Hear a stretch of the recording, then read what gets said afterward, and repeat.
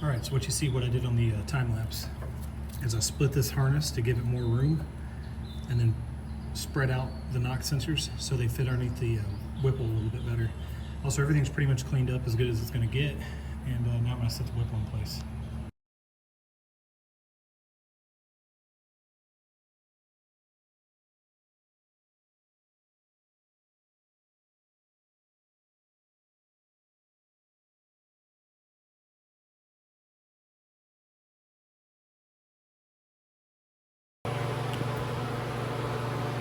All right, just for shits and grins, I threw the Odin on. See what it looked like on here. All right, had to get the lid all the way sitting flush. I did have to take the fuel rail off. If it was actually going on this car, I'd grind this part of the valve cover down a little bit to make it clear. Yeah, other than that, it looks pretty cool.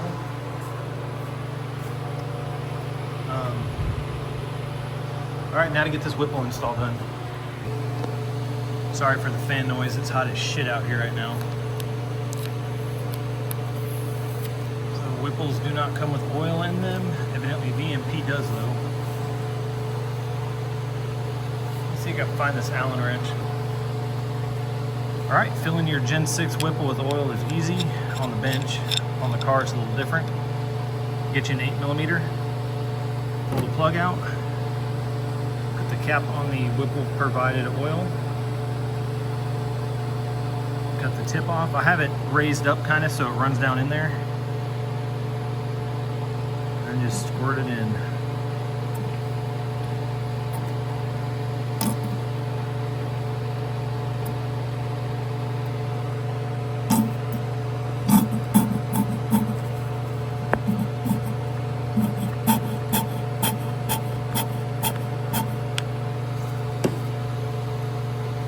That's it. You put the plug back in it.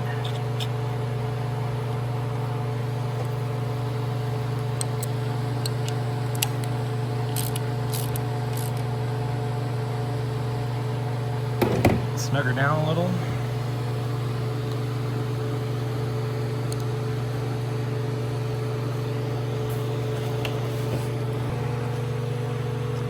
All right, now's another issue with Whipple fuel rails, ID 1050X injectors. If you look there, the bolt holes don't line up.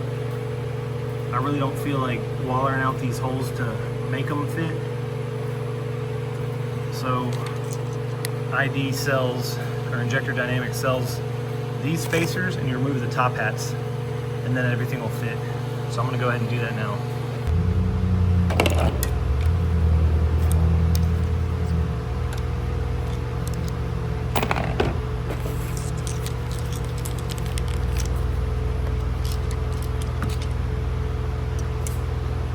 Just using a little bit of Vaseline on the O-rings.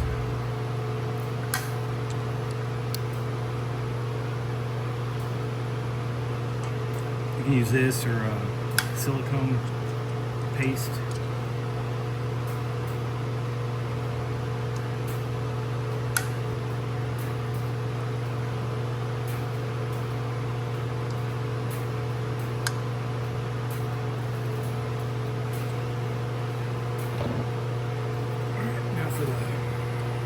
Injectors.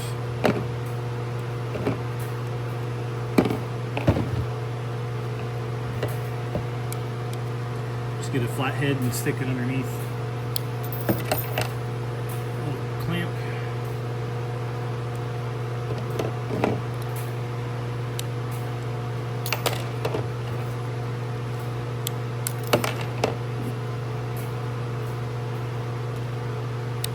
I'm showing this in real time so you don't think like this is just going to be all super easy and no hang-ups involved. Pulling these off is kind of a pain. But there it is, done.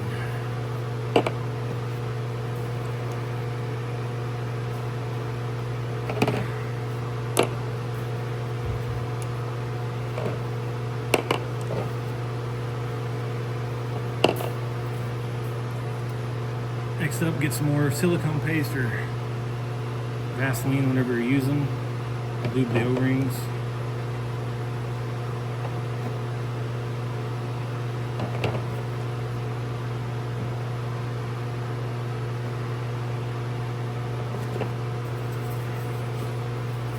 Also, because these injectors were used, inspect the O-ring, make sure they're not like flat spotted or torn or anything, because once this is in the car, it's a pain in the ass to remove it. I've done it on my truck a few times to clean my injectors, and I'm not really a fan of it at all. So now they're all back in the rail. Put a little bit of Vaseline down on these lower O-rings.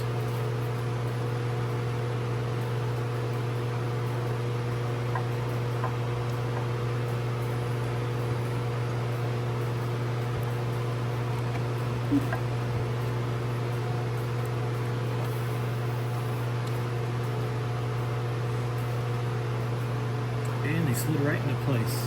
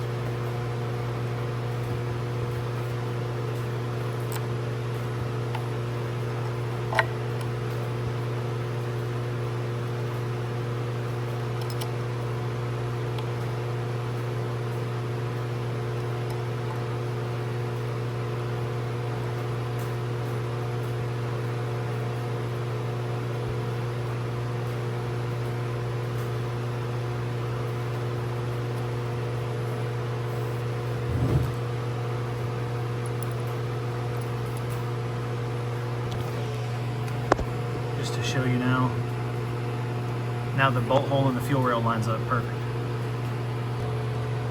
Okay, got the fuel rail all tightened up. Now I'm going to flip the blower over.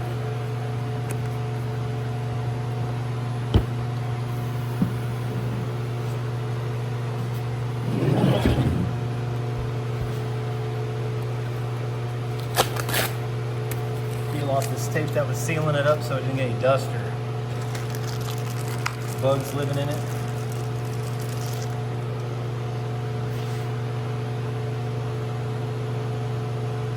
Now we got these little gaskets.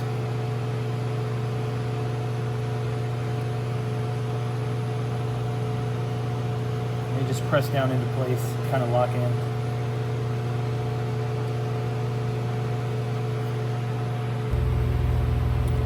All right, here's kind of an important part. Shoot.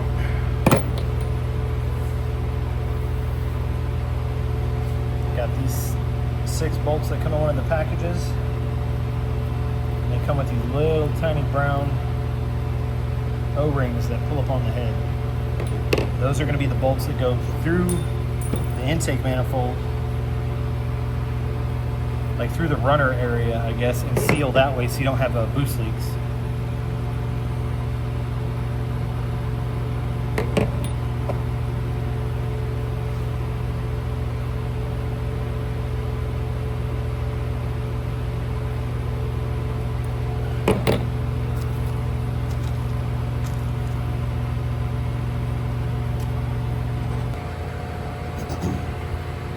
Alright, now the fun's over, I gotta take the Odin back off.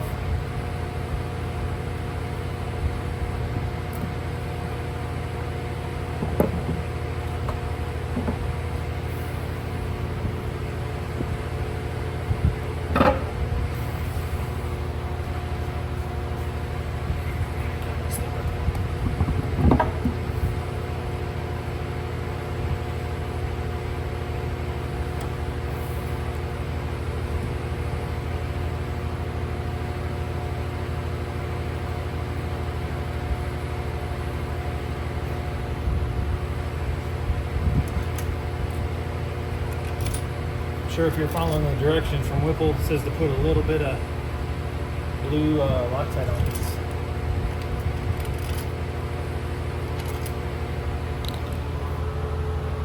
see where I put them.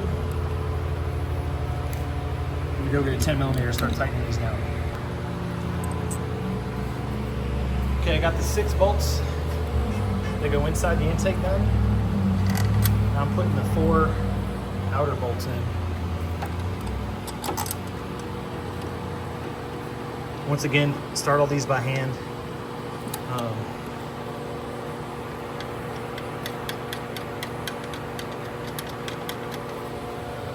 Like they all run down pretty easy.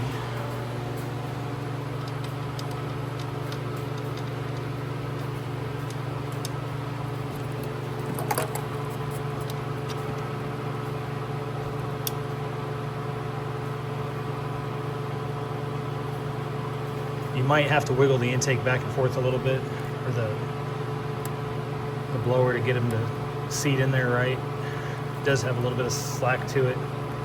Like this back one's giving me a little bit of trouble, but I'm still able to turn it by hand.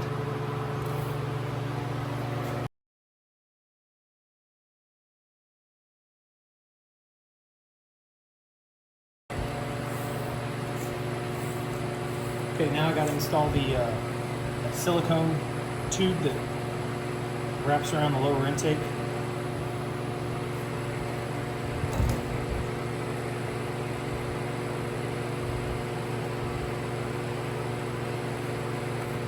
Start here.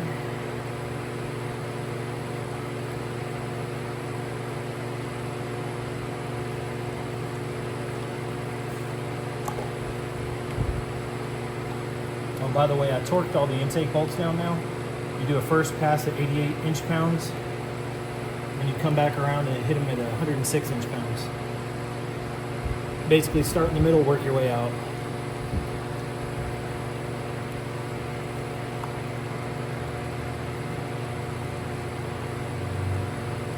When you're putting this in, you don't want to put it in real tight. You want to kind of leave it so it's bunched up. Get a better seal that way.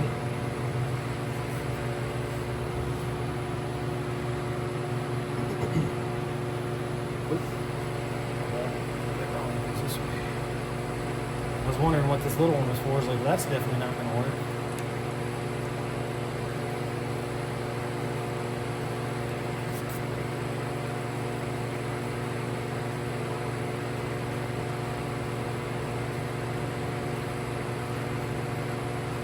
So I'm going to trim this one here and trim that one there.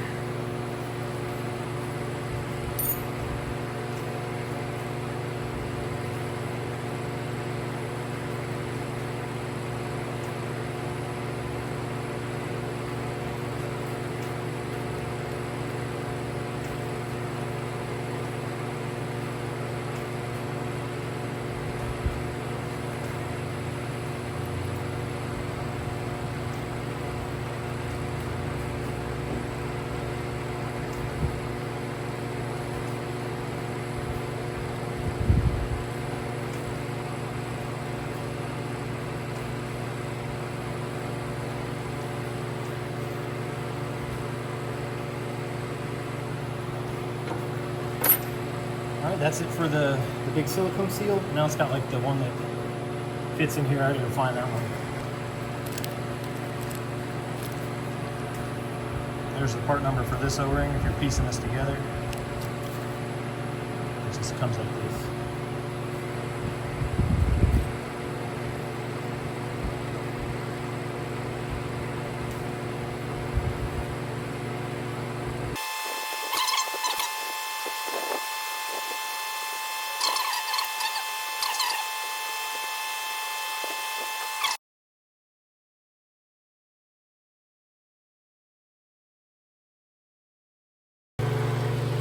Alright, this lid's about to go on, so what I did is I put the bypass valve O-ring in, put a bunch of Vaseline around it, so it should slide right into place. I also put a little bit around the bypass valve itself.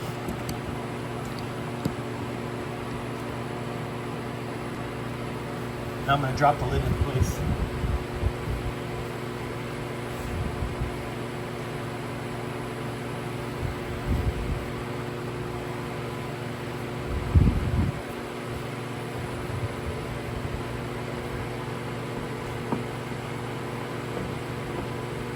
feel when it catches the bypass valve. It just went right in.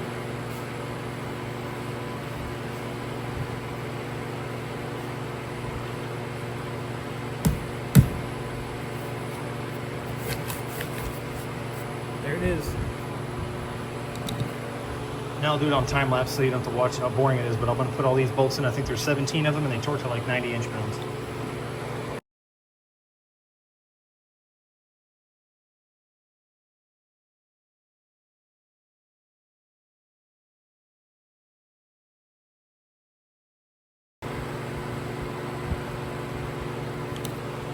Alright, I just dropped these three into place. Once again, start them all by hand. Now if you own a truck, you know about these back bolts back here. These are a pain in the ass, but in a car, it won't be that big of a deal.